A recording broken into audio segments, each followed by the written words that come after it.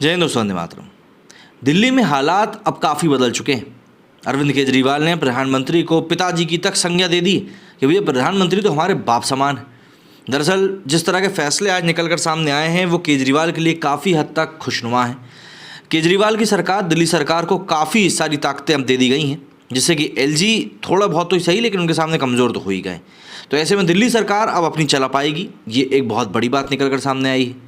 लेकिन इन सब चीज़ों के बीच में दिल्ली में केजरीवाल सरकार और एलजी के बीच चली आ रही जंग गुरुवार को सुप्रीम कोर्ट में फाइनली सुलझ गई, हम तो यही मानेंगे।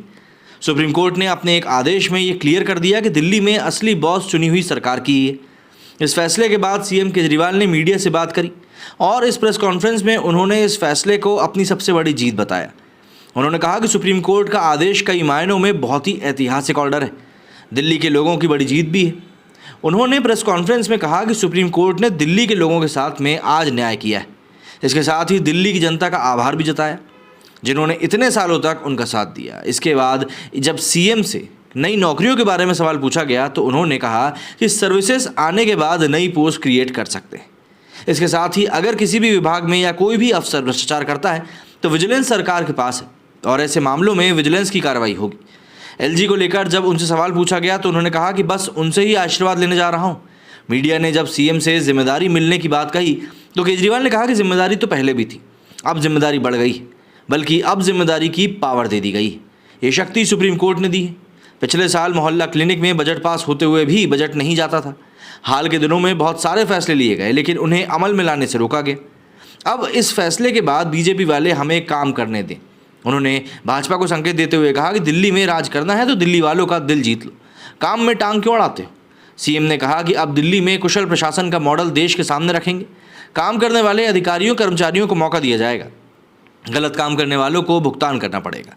अभी तक दिल्ली में कामकाज को रोका गया था, मेरे दोनों हाथ पांव बांध कर नदी में मुझे फेंक दिया गया था, लेकिन अब अधिकारियों कर्मचारियों को जनता के प्रति जवाबदेह बनाया जाएगा। तमाम दिक्कतों के बावजूद दिल्ली में शानदार काम हुआ है। उन्होंने कहा कि मुझे लगता है कि अब इतना सुप्रीम कोर्ट, हाई कोर्ट जाने की ज़रूरत ना पड़े। उन्होंने दिल्ली सरकार बनाम एलजी विवाद की शुरुआत में प्रकाश डालते हुए कहा कि सन 2015 में सरकार बनने के 3 महीने के अंदर ही प्रधानमंत्री ने एक आदेश पारित करके केंद्र सरकार से आदेश पारित करके मामला एलजी को दे दिया था। इसका मतलब ये हुआ कि दिल्ली सरकार में काम करने वाले जितने भी अधिकारी और कर्मचारी हैं, ऊपर से लेकर नीचे तक, वो चुनी सरकार के अधिकार में नहीं होगा। हम शिक्षित सचिव नियुक्त नहीं कर सकते थे। पीएम मोदी वैसे भी सारे देश के पीएम हैं, वो हमारे भी प्रधानमंत्री हैं और प्रधानमंत्री पिता के समान होता है। पिता की जिम्मेदारी होती है सारे बच्चों का पालन पोषण करें। मुसीबत के समय हमें उम्मीद होती है कि वो हमारी मदद करेंगे, लेकिन 8 साल हमें बिना पावर के काम करना पड़ा। उनके इस आदेश से किसी को कोई लाभ नहीं हुआ, इसलिए ऐसा नहीं करना चाहिए था। अगर हम ये बात करें दिल्ली सरकार को क्या क्या अधिकार मिले हैं, तो एलजी के पास दिल्ली से जुड़े मुद्दों पर व्यापक प्रशासनिक अधिकार नहीं हो सकते। यानी दिल्ली की चुनी हुई सरकार के पास प्रशासनिक अधिकार, सेवा का अधिकार होगा। वहीं दिल्ली सरकार के पास अधिकारियों की तैनाती और तबादले का अधिकार होगा। एलजी के पास दिल्ली विधानसभा और निर्वाचित सरकार की विधायी शक्तियों में हस्तक्षेप करने का अधिकार नहीं होगा। उपराज्यपाल दिल्ली सरकार की सलाह और मदद से चलाएंगे प्रशासन को, तो वहीं केंद्र का कानून ना अगर हो तो दिल्ली सरकार इसको बना भी सकती है। तो केजरीवाल जी को भाई काफ़ी सारी पावर मिल गई। क्या कहना है आपका इस बारे में, कमेंट करके जरूर बताइएगा। मेरे सुनिए फिलहाल इतना ही। जय हिंद, जय भारत।